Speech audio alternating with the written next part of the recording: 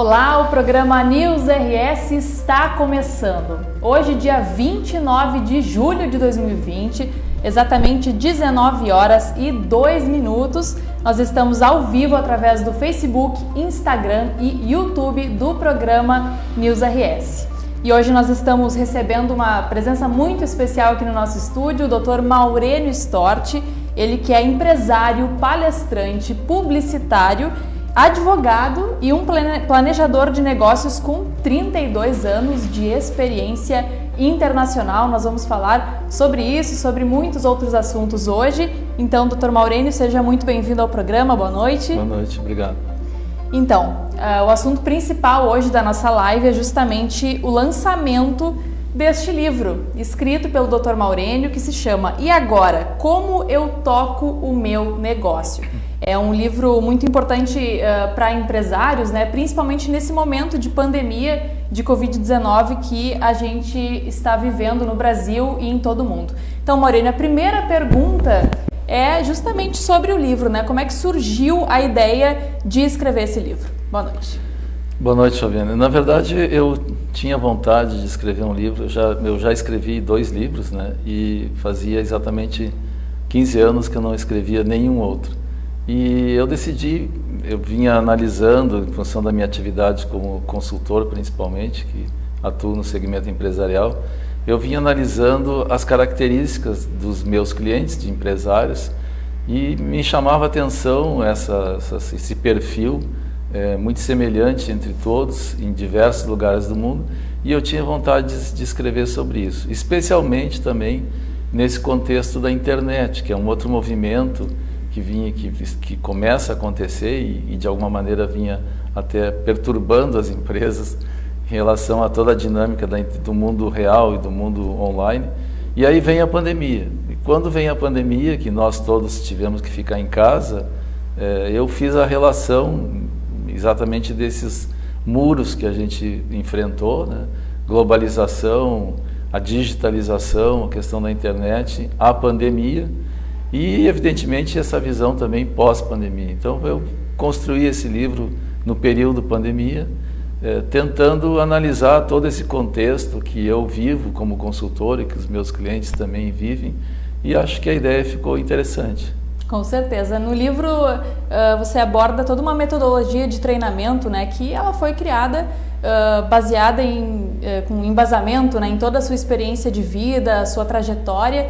Como é que foi usar a tua própria experiência na produção de uma obra? Eu acho que essa é a riqueza. Eu não fiz um livro, eu não fiz um livro, eu fiz um veículo de discussão em relação ao que eu penso, ao que eu vejo, como as empresas se movimentam.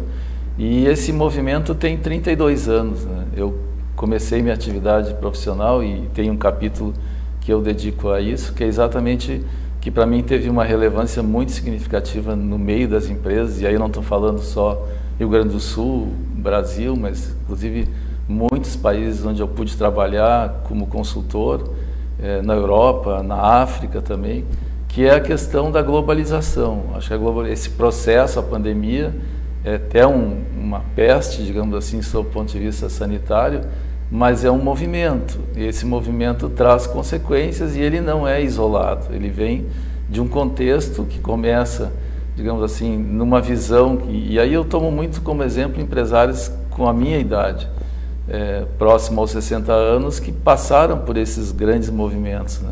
E isso teve repercussão nos seus negócios, nos seus clientes, no consumidor, como ele está tendo, hoje a gente está vivenciando isso diariamente. Então a globalização para mim foi o primeiro desses grandes movimentos. A gente enfrentou ali uma mudança de postura, um mercado interno generoso, o consumidor que não tinha muita oferta de marcas, e aí as empresas já próximo ao ano 2000, digamos assim, 80, 90, começam a se dar conta que tem uma coisa chamada internet. E a internet vem trazendo toda uma digitalização da informação, do consumo, logicamente, das relações como um todo, e isso vai mudando a cabeça desse empresário. Aí a gente tem um tipo de empresa, digamos assim, do mundo real, e começa a surgir as startups, empresas que ganham muito dinheiro em pouco tempo, normalmente empresas de jovens, né, com essa capacidade de fazer rapidamente através dessa ideia, por uma janela muito simples. A internet é a janela, né? E passado esse ambiente, dentro desse movimento da internet, que a gente começa a perceber que nem todas as empresas fizeram exatamente essa leitura, vem a pandemia. E nela a gente tem que se enfrentar em questão de 2 a 3 meses, sob o ponto de vista de não sobreviver. Então essa adaptação de conceito que eu acho que é o grande legado dessa mudança que nós vamos enfrentar dentro desse movimento. A gente sabe que a tecnologia ela evolui, né? Independente de pandemia ou não, mas a pandemia deu uma acelerada nas coisas, né? Inclusive muitas empresas viram novas oportunidades de produtos, de serviços dentro do seu próprio negócio, né? Como é que tu enxerga isso? Isso vai se acentuar mais ainda. Eu acho que nós estávamos entrando no pré-pandemia numa discussão sobre a tecnologia do 5G. E aí que vem esse combate, digamos assim, institucional entre Estados Unidos e China. E agora já quase que na saída da pandemia, vamos chamar assim, no período mais grave, retoma esse assunto da velocidade da informação e dos movimentos. Então, o que também é importante se colocar, e isso eu coloco no livro, né, que não é só de empresas de internet que o mundo vai viver. A gente precisa das duas relações. Precisa dessa experiência, essa sensibilidade, essa resiliência, esse empresário que tem a sensibilidade, a percepção, o tino do negócio, com a velocidade da informação. Esses dois movimentos geram um empresário que sobreviverá. Também não é verdade que o empresário só do mundo online, que pensa que tudo se resolve pela internet, terá êxito. A gente vê exatamente que não. Então essa combinação de fatores o grande aprendizado que a gente pode ter. E a velocidade dessa informação, da digitalização, e principalmente agora com a vinda do 5G, esse processo, por uma razão muito simples que eu comento, e isso é um fato. Se você tem 1 hora de velocidade no 4G, você terá 6 segundos no 5G. Isso é uma dinâmica absurda em termos de velocidade no mundo dos negócios, né? Então a pergunta agora, como é que eu toco o meu negócio? Na verdade, é entender tudo isso dentro desse período da quarentena que a gente está vivendo e poder se reposicionar nas organizações. Recebi uma mensagem aqui que o Marco Garcia deu o primeiro like aí na nossa live, então mandar um abraço. Não sei se o senhor sabe quem é. Sei. Mas, está nos assistindo meu. Aí, tenho certeza que tem mais gente curtindo Comandante a nossa Marco live. Garcia. E inclusive se alguém tiver alguma pergunta, alguma dúvida, né, quiser deixar aí simplesmente um like, um comentário, pode deixar que a gente vai daqui a pouco ler mais algumas perguntas de vocês.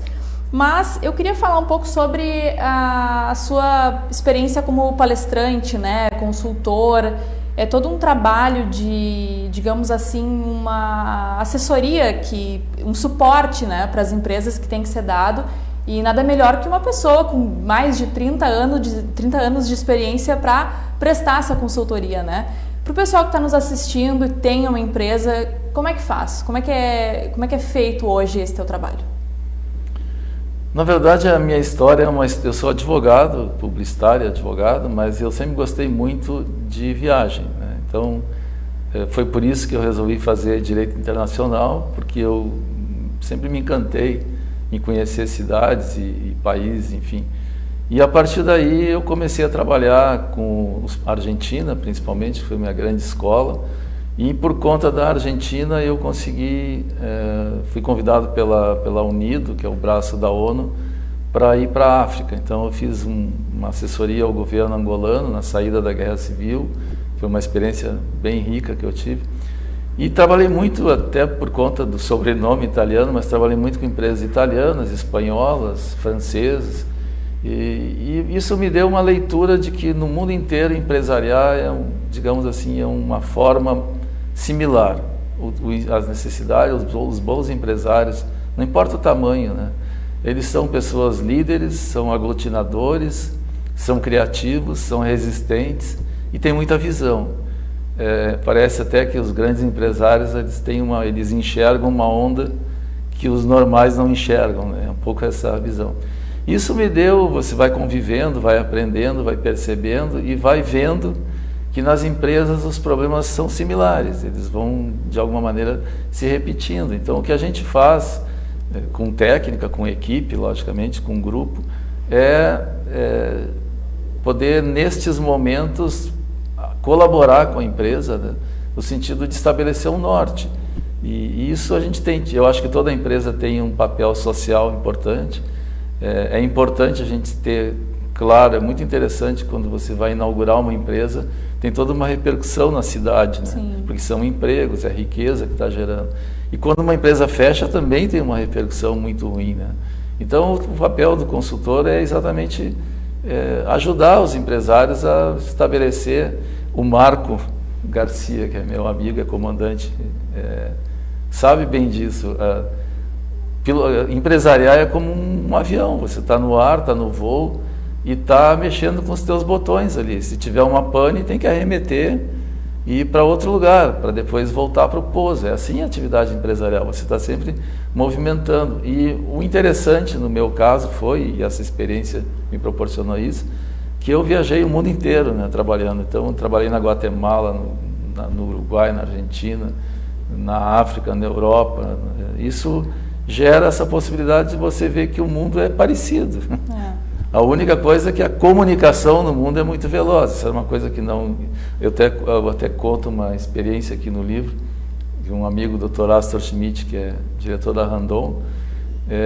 Quando ele ia vender na África, isso nos anos 60, né, ele gravava uma fita cassete e enviava para a família, para dizer que ele estava bem. Nós estamos falando de 50 anos atrás. Né? As coisas eram bem diferentes. Hoje você dá um enter ali em segundos, em milésimos de segundo. Instantâneo. É instantânea a comunicação. Então isso, no mundo dos negócios, tem uma relevância absurda. Né? Hoje você consegue passar, né, o seu conhecimento para essas pessoas, para esses empresários, mas durante a sua trajetória também, né? Vocês conseguiram pegar informações, né, experiências de outras pessoas, como se fossem gurus, né, que conseguiram te ajudar de alguma forma. Teve alguma pessoa em específico, em especial, que te ajudou, que te inspirou na tua carreira? Vários.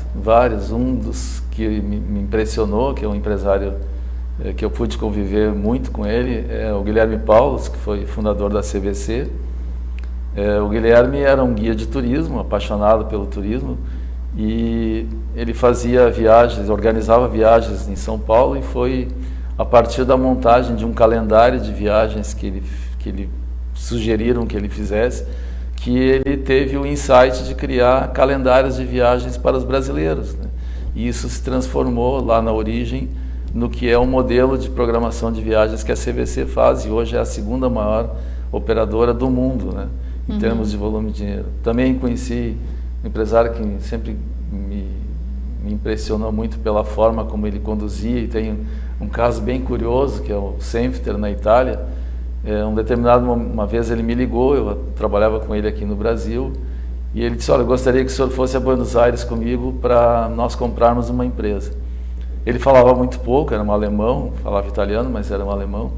E nós chegamos em Buenos Aires e ele me disse: amanhã a gente vai sair 8 horas da manhã para visitar a tal da empresa. E quando nós chegamos na empresa, ele olhou a entrada da empresa e fez um comentário comigo. Ele disse: essa empresa é mais limpa que o Hilton. Me chamou a atenção aquele comentário. E quando nós estávamos na reunião, era uma distribuidora, né? Ele fez uma única pergunta, e ele veio da Itália para comprar essa empresa. E ele disse para o empresário: onde está o seu estoque que você vai vender essa semana? E a pessoa disse: ele não deu uma resposta convincente. Ele pediu licença, agradeceu a reunião e disse: vamos embora que esse empresário não sabe trabalhar. Ou seja, é um homem que tinha uma percepção, uma objetividade no que ele queria, né? E são características que você vai vendo assim de gente decidida, né? Gente que empreende com vontade, pessoas que têm 3.000, 5.000 funcionários, e portanto tem essa capacidade maior que os normais de fazer isso. Tem que ter a experiência, mas tem um certo talento, né, que tem que vir da pessoa, que não é fácil, né? A gente sabe que é bem complicado ter empresa, né? Eu acho que o empresário, assim, o empreendedor, mais que o empresário, porque eu hoje, com uma experiência que a gente tem, a gente, por exemplo, quando se vende uma empresa, né, um exemplo, quando se vende uma empresa hoje, os empresários mesmo se conhecem quase que no final da relação, porque são tantos assessores, tantas ferramentas antes. E eu venho de um mundo, digamos assim, de um início, onde os empresários, se eles se gostassem, saía o negócio. Era muito pessoal essa relação, muito olho no olho. Eu, inclusive, digo isso no livro, que a gente não pode perder esse molho. Esse molho é fundamental para ter a empresa na sua dinâmica, né? Temos mais histórias curiosas também no livro? Tem várias, né? Tem várias. Uma analogia que eu faço, eu sou filho de agricultor, meu pai era agricultor, e na agricultura hoje, agora eu estou vivendo como consultor esse momento, está se falando muito na tecnologia do campo, o blockchain, o rastreamento dos alimentos, né, principalmente dos grãos, em relação ao mercado, por exemplo, da China. E eu me lembro quando eu era garoto, tinha 8 anos, todo o controle de águas, por exemplo, que se fazia na lavoura, era os chamados aguadores, né? Pessoas que eram práticos, que olhavam o caminho das águas e iam estabelecendo o rumo da lavoura. E hoje isso é feito por drone, e aí esse drone faz exatamente toda a vazão. Então são exemplos que eu coloco assim de como era, como é e como é que a gente vê tudo isso. A questão, aqui no Rio Grande do Sul mesmo, pessoas que eu conheci e trabalhei, como a professora Tânia Reze, no projeto da Jornada da Literatura em Passo Fundo, o que a gente viveu lá na montagem do programa de tecnologia que nós queríamos fazer. Então, são essas histórias que eu venho trazendo para dentro do livro, como uma forma de mostrar para as pessoas o que é empresariar e como é que se relaciona isso. E também muito no sentido de, exatamente na linha do teu comentário, né? Os empresários, empreendedores, parece que eles têm uma linha... São todos parecidos. São todos parecidos. E isso é interessante que as pessoas saibam, né? Ou conheçam, pelo menos. Vou mostrar de novo aqui o livro, gente. E agora, como eu toco o meu negócio? Inclusive, se vocês quiserem mais informações, tem o site, né? maureniostort.com.br. Lá tem todas as informações, tem as informações também do dia do lançamento do livro, né? Eu vou adiantar aqui. Vai ser no dia 5 de agosto, né? Uma quarta-feira, às 18 horas. Vai ter uma sessão exclusiva de lançamento do livro, né? Com algumas participações especiais, mas já a gente fala disso. Eu queria fazer mais uma pergunta sobre o livro, que a gente está presenciando muitas ondas de demissões, né? Muitas empresas, infelizmente, estão falindo nesse momento que a gente está passando, muitas pessoas sendo demitidas, muita gente, inclusive, decidiu, nesse momento, abrir o seu negócio, né? Por ter sido demitida, ficou meio sem... ficou um pouco sem rumo, né? Digamos assim, e decidiu abrir a sua própria empresa. Como é que tu vê essa questão das demissões, né? E de tomar a iniciativa, a coragem para abrir uma empresa nesse momento? Olha, Fabiane, se estabeleceu inclusive um cognome para esse momento, né? Na Inglaterra surgiu a geração lockdown, né? A geração lockdown são exatamente esses jovens que têm talento, que nasceram no mundo da tecnologia, muito capazes, mas que não têm emprego. A gente tem uma perspectiva aqui no Brasil, mas no mundo inteiro, mas no Brasil, que é o nosso ambiente, existe uma perspectiva de que o desemprego de 13% possa chegar a 17%. Então isso é uma massa de desempregados muito significativa. O que também isso indica, né? Que boa parte destas pessoas que infelizmente perderam seus empregos não vão conseguir, mesmo a economia voltando a pleno, ter emprego. Eu dou um exemplo de um trabalho que nós fizemos aqui no Sul, a gente fez o projeto do Parque Assis Brasil, na Expo Inter, para o anterior governo. E o Rio Grande do Sul é o maior estado produtor de máquinas agrícolas do Brasil. 70% das máquinas agrícolas são produzidas aqui. E o campo onde essas máquinas vão trabalhar, tem um problema sério. As pessoas, que essas máquinas são pura tecnologia, e as pessoas que vão trabalhar nessas máquinas não têm a tecnologia necessária para manuseio dessas máquinas. Então, há uma preocupação das entidades em criar esses cursos. Então, é isso que eu venho dizendo, essa geração não é que não vá ter emprego, vai ter emprego, mas para este tipo de conhecimento, e a gente sabe que nem todas as pessoas têm esse conhecimento. Então, essa vertente que está colocada como geração lockdown é exatamente essa geração que nasce em alguns países, principalmente no caso da Inglaterra, que vem essa definição, mas que o mercado não vai conseguir absorver. Muitos deles vão partir para o empreendedorismo, não tenha dúvida nenhuma, é uma das alternativas. E por isso que eu acho bonito exatamente se ter essas informações de como esses cases surgiram, né? Uhum. O Cássio Machado perguntou quais nichos de mercado o senhor acha promissores para novos empreendedores? Eu acho que hoje as ações da Bolsa, por exemplo, no mundo todo, quais as ações que sobem? Logística e atividades relacionadas à tecnologia. São dois mundos que têm muito o que desenvolver. E eu diria de uma outra maneira, eu acho que todas as atividades têm possibilidade de crescimento, desde que elas tenham esse viés em mente. Não adianta você hoje construir qualquer atividade que ela não faça esse binômio, digamos, empresas online e empresas offline. Quem não fizer esse diálogo vai ter dificuldade. Então, pode ter espaço no comércio? Sim, tem espaço no comércio. Tem espaço no comércio podendo trabalhar com essas variáveis todas, entender esse ambiente. Logicamente, aqui na nossa região, né, no Rio Grande do Sul, se não fosse o agronegócio, nós estaríamos com um problema, né? Mas eu diria que, de um modo geral, tem espaço em todas as atividades, desde que a gente consiga fazer essa adequação. Sim. Tenho mais uma pergunta aqui do Marcos Rogério. Ele diz que é pequeno empreendedor e o negócio dele, enfim, por não ser essencial, está com dificuldade financeira pelos bloqueios dos governantes. Como que ele pode se reinventar e o que ele pode esperar dos próximos meses? Esse é também um tema do livro, né? O que esperar dessa fase pós-pandemia? É verdade. Assim, olhando do macro para o micro, né? Olhando no sentido macro, nós vamos enfrentar agora, no ambiente corporativo global, uma restrição. A globalização deixa de ser uma globalização explosiva. Um exemplo bem clássico disso que a gente viveu. Todo mundo, em um determinado momento, na época da globalização, dizia que tinha que se produzir na China porque a China era mais barata. E a maioria das empresas foram produzir na China. O que foi o maior problema na pandemia? A falta de respiradores, que são produzidos hoje todos na China, ou a grande maioria na China.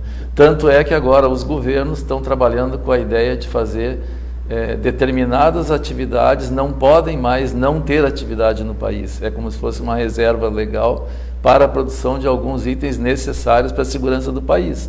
Se fala, inclusive, que novas pandemias virão, então a necessidade de ter controle dessas indústrias. Esse é um ponto bem importante. A gente vai viver uma globalização não no sentido de grandes blocos, mas de regiões em si. Então, por exemplo, na Europa agora está se falando entre Portugal e Espanha, na tal da Península Ibérica, retornando a um conceito anterior dos portugueses e dos espanhóis navegadores. Olhando para o nosso contexto aqui, que oportunidades que eu tenho que fazer? Eu acho que é muito importante hoje uma coisa chamada informação. E a internet, nós estamos aqui no ambiente internet, a internet é um belo lugar para se ter informação. É fundamental hoje qualquer atividade, por mais simples que ela seja, por mais elementar que ela seja, eu tenho que trabalhar com informação, avaliar quem entrou, quem não entrou, quem está, quem não está, como ele está trabalhando, fazer um mini plano de negócio e ver se há possibilidade de desenvolvimento dele nesse segmento e naquilo que ele tem aptidão. Acho que esse é um princípio fundamental. Utilizar a informação para criar o seu próprio plano de negócio. Uhum. Tem toda uma questão política também, né, que a gente tem que avaliar. Qual é a sua opinião sobre a questão China e Estados Unidos? Nós vamos... A tecnologia é a razão pela qual agora o 5G é a grande batalha que a gente está vivendo, e os chineses dizem, né, que o grande sonho, inclusive do atual primeiro-ministro chinês, ele, presidente do partido, digamos chamar assim, ele gostaria de resgatar a chamada Rota das Sedas, né, que você faz todo um território, digamos assim, de produtos chineses chegando, inclusive, ao Panamá, na cara dos Estados Unidos. Mas a discussão da evolução da tecnologia da comunicação é um conflito evidente entre China e Estados Unidos, né? O que vai acontecer também, fruto dessas relações pós-pandemia? Cada vez maior o controle da informação entre os países, entre as empresas, entre o círculo do dinheiro, e isso leva a uma economia global totalmente conectada, totalmente dependente um do outro. Eu acho que no caso até da pergunta anterior, eu aprendi uma coisa bem importante, assim, quando a gente não tem capital, a gente tem que trabalhar nos nichos. O que são os nichos? É um exemplo que eu aprendi numa empresa italiana. Uma empresa que tem capital é uma pirâmide invertida. A ponta da pirâmide são poucas empresas que pegam muito mercado. E lá embaixo são muitas empresas que pegam pouco mercado. Então, essas muitas empresas que pegam pouco mercado são os empresários individuais que tentam... e aí entra o marketing do afeto, do carinho, da troca. Um exemplo de uma pessoa que chega numa mercearia para comprar uma mortadela. O dono da mercearia diz: bom dia, seu João, chegou a mortadela que o senhor gosta. Quer dizer, essa é uma forma de relação com os seus clientes, né, de tratar eles conhecendo um a um. Aquele que não tem capital, ele tem que partir para uma relação nesse formato. O que ele não pode é tentar empreender num espaço que precisa capital. E aqui, num país que não colabora, como é o caso do Brasil, com os pequenos empresários, se eu estou no meio e eu não tenho capital, a tendência é que eu desça, né? Então, é por aqui que vai as alternativas. Empreender com base na informação para atividades que dependem da minha capacidade econômica, inclusive. Se eu não tenho capital para subir, eu tenho que trabalhar nessa base da pirâmide em que eu possa estar criando atividades pessoais, hoje até entrega de vianda se faz via internet, né? Sim, com certeza. Bom, nós estamos já nos encaminhando para o final da nossa entrevista, aqui da nossa live. Antes de terminar, eu quero passar a palavra para ti, mas eu preciso falar sobre o lançamento, né, do livro E Agora, Como Eu Toco Meu Negócio, escrito pelo Maurênio Stort, né, um empresário com mais de 30 anos de experiência. E essa é uma live, né, vai ser uma reunião virtual, né, feita pelo Zoom. Ela vai acontecer no dia 5 de agosto, uma quarta-feira, às 18 horas. E ela vai ter algumas participações especiais, né, Maurênio? Uma delas que eu acho bem interessante, foi uma alegria que eu tive, inclusive, nesse mundo empresarial da consultoria. O prefácio do livro é do Arthur Aguirre Mendes. Arthur Aguirre Mendes foi o pensador do governo português, do biênio anterior do governo de Portugal, considerado o período que Portugal mais se desenvolveu em termos econômicos. E o Arthur é quem faz o prefácio desse livro. Tenho a oportunidade de trabalhar hoje com ele e ele vai participar também da live. Então, a ideia é a gente convidar amigos, pessoas interessadas, enfim. Para mim também está sendo um exercício, né, fazer um lançamento via Zoom ou via... tudo totalmente diferente do que a gente está acostumado, né? Vou pedir para a nossa produção passar as imagens aí. A gente tem algumas imagens. Gostaria que o senhor comentasse um pouco, né, como foi a produção, como é que está esse momento agora pré-lançamento, como é que está a ansiedade? Está bem interessante. Para mim foi... Não é a primeira vez, né, que mas que eu lança acho um livro, que mas a cada vez livro, sempre uma emoção diferente. Escrever um livro num momento... Porque é aquela história, todo mundo teve que ficar em casa, né? O que eu faço? E agora o que eu faço? Eu vou escrever meu livro. E comecei, passei praticamente um mês escrevendo intensamente. Foi muito bom, foi uma experiência boa. E agora a experiência melhor ainda está sendo exatamente estar contando isso, né? Nem a gente às vezes sabe que isso pode interessar tanta gente, mas enfim, são 32 anos de história de estrada, né? Acho que é uma coisa boa também. É bastante tempo, né? Então tá, gente, a gente vai finalizar nossa live. Maurênio, tem mais alguma mensagem para passar para o pessoal que está assistindo? Um recado, um convite para conhecer o teu trabalho? Temos o site, né, maureniostort.com.br. Eu gostaria de então poder disponibilizar. maureniostort.com.br é sobre o livro, ou mstort.com.br é a nossa empresa, ou mstort.com.pt é a nossa empresa em Portugal. Também a gente está nessa relação aí Europa-Brasil, e eu gostaria de convidar todos que puder participar dia 5 da live. Tem sido uma experiência muito rica estar aqui também. Tá certo. Eu ia encerrar, mas chegou mais uma pergunta e a gente não pode deixar de responder, né? É do Rodrigo Araújo dos Reis. Ele diz: este momento é para a esperança ou ainda tem muito rescaldo da crise para chegar até as empresas brasileiras? Olha, Rodrigo, eu conheço o Rodrigo também. Ninguém deve perder a esperança, né? Se perder a esperança, a gente está morto, né? Eu acho que é um momento de reflexão. A gente não pode... Quando a gente toma uma batida muito forte, como todo mundo tomou, a tendência é a gente se encolher, né? Ficar, digamos assim, e agora? O que vai acontecer? Eu acho que a gente tem que baixar a poeira, pensar, não deixar de perder a razão em relação ao que faz. Não adianta também querer agora fazer aquilo que nunca se fez. Na verdade, é em cima da capacidade de cada um, o que ele pode fazer, e se informar para que aquilo que ele pode fazer, se aquilo tem algum espaço onde eu possa colocar esse talento. É uma pergunta que todo mundo tem que se fazer, né?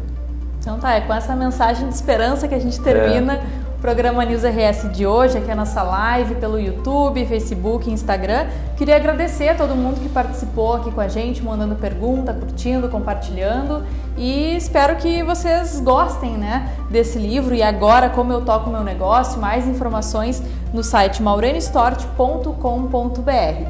Se vocês tiverem alguma pauta, alguma sugestão para enviar aqui para o programa News RS, é só enviar o e-mail contato@newsrs.com.br.